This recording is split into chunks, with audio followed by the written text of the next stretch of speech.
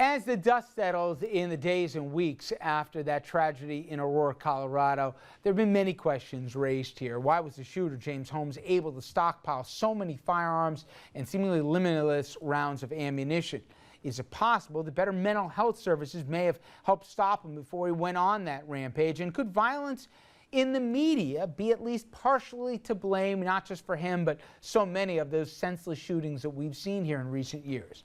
Well, that final question is what we take a closer look at tonight. And Andrew, you've been doing some research in this. And I know there's not a one-size-fits-all answer, but we hear this time after Virginia Tech, after Columbine, after Aurora, and so many other instances. But before we get to the portion that we really don't know, let's focus on what we do know. We know that he was arrested shortly after the massacre, and James Holmes's hair was dyed red, and that he was declared himself as the Joker. That we know that a week before the shooting, he allegedly called the writer and director of a not yet released spoof of Batman called The Suffocator of Sins, which portrays Batman as a gun-toting vigilante. He says he'd watched that trailer more than 100 times and proceeded to press the director for specifics on the storyline. How many people Batman kills? Was he killing selectively? Does he make a list of people he wants to kill?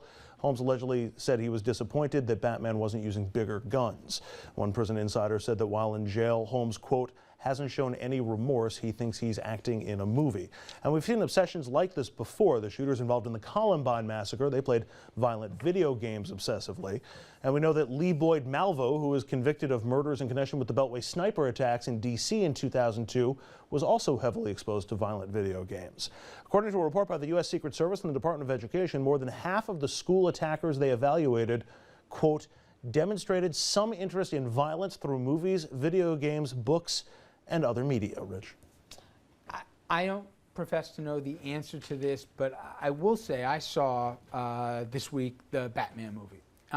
And unfortunately, with its connection with the tragedy in Aurora, I thought it was a good movie. And I was struck, though, the violence in the movie, while it didn't trouble me, it was a PG-13 movie.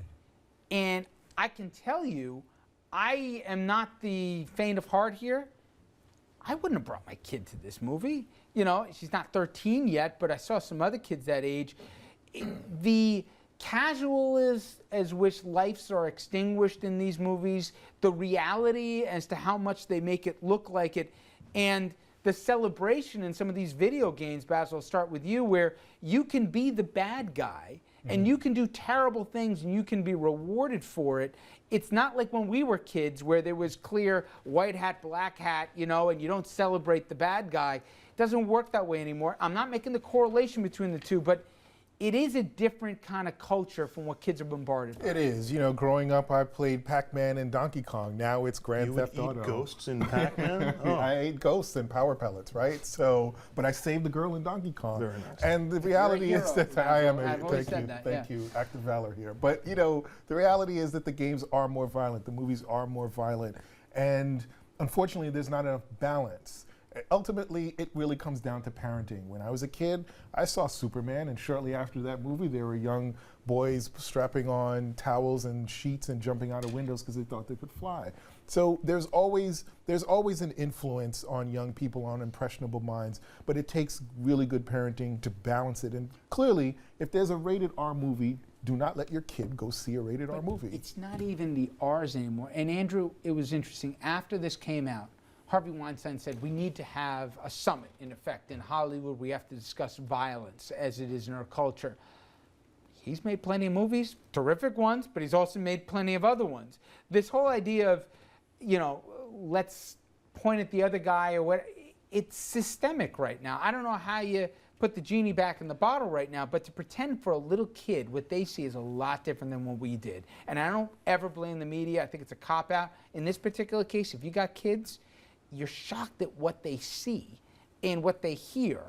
And it's kind of tough to, you know, fight against that. I will admit, it's a tough gig as a parent. You can't be there the whole time. I just think this is an asinine argument. I really do. I mean, if Holmes had been watching the Marigold Hotel movie, would we be all of a sudden saying, hey, we shouldn't subject our kids to British people? Time out, Andrew. I mean, time out for 1 second.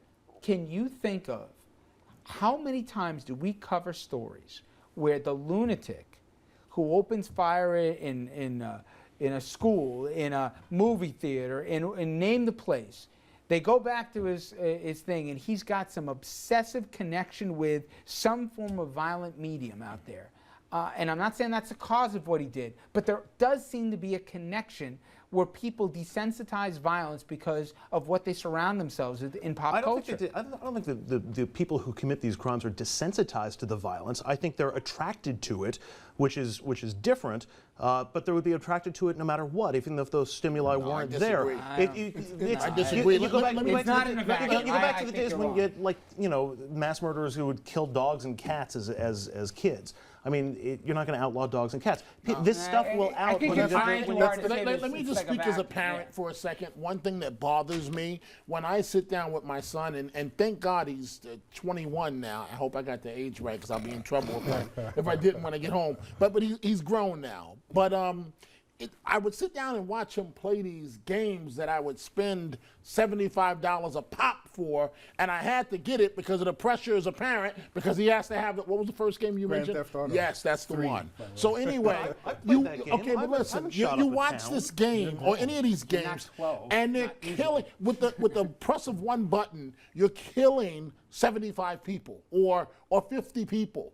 And you do become and we're looking at the video right now, you do become desensitized to it. And let's not forget, when these kids walk around the street, these young men, Richard, white, black, with their pants hanging off their backsides. Why are they doing that? They're emulating behavior that they've seen. They don't realize it comes from prison. I mean, it's simulated. I mean, those games, that particular game simulated carjacking. If you're in Grand Right, and Theft Auto, carjacking, right. And, what's the it, women, you know, the scantily clad, right. dressed women. I mean, it's hard to say that that music and movies and games don't influence young people. How many They people definitely influence How many them. people bought Adidas when Run DMC came out? Because You we know, all how had to many- have a pair, they or all a had to have sheepskin pair. coat. You know, Or and, anything and, like I, that. and, and to be It fair to you, happens. Andrew, Richard, at did the you have end, the I'm not- Adidas? Did you have the I had Adidas? the Adidas. White laces? But I didn't have a can go. I knew where to draw the line. To your point, Andrew, I'm not saying that we're gonna. I'm up to tell the media what they should and shouldn't do and define what is and isn't art. I do think there is something to this. Don't know what the answer is, but I think it's part of it. Just like the access to guns, it's all part of the broader I think it's a conversation. cop-out answer for people who don't want to address the actual answers. With all due respect, you got little ones, I think you have a different Right, perspective. All right, we're asking you at home to sound off here. Go to our Facebook page, facebook.com/Richard French Live. Does virtual violence encourage real violence? And I know it's an open-ended question, but give us your thoughts here, and your personal experiences would be terrific here.